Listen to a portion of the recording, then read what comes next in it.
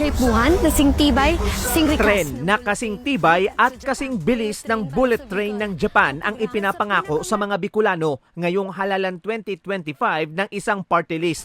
Isang oras na lang umano ang biyaheng Bicol-Quezon at 3 oras ang Bicol-Manila. Una nang sinabi ni Philippine National Railways Vice Chairman and General Manager Giovanni Miranda na malaking pondo ang kailangan para sa mas modernong tren.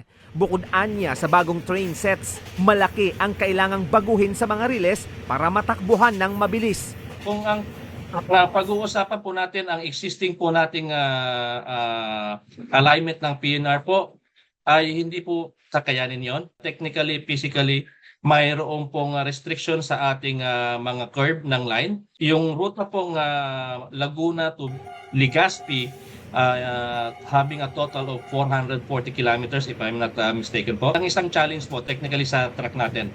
Pangalawa po, kung gagamitin natin ang mga train sets natin at ma-improve yung kanilang operational performance, the maximum speed usually that they can operate in the existing track is around 80 km per hour po.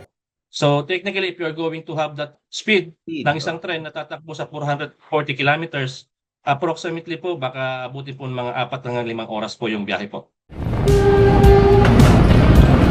Samantala, kinumpirma ni Miranda na nananatiling nasa pre-implementation stage pa lang ang una sa 5 yugto ng South Long Haul Project o PNR Bicol matapos na umatras sa proyekto ang China na nakipagdeal noon sa Administrasyong Duterte.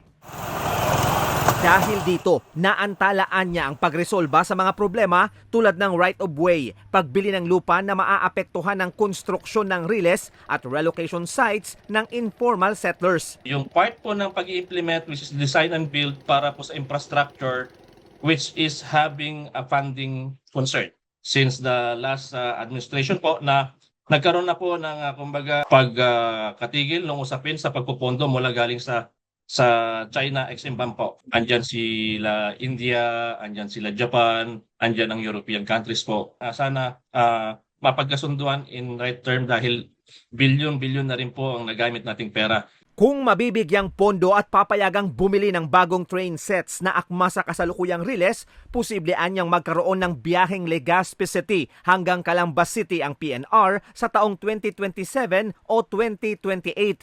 Sa pamamagitan naman na anya ng bus augmentation, maihahatid ang mga pasahero papuntang Maynila habang hindi pa tapos ang rehabilitasyon ng riles sa Kamaynilaan. Target ng PNR na matapos ang South Long Haul Project sa 2031.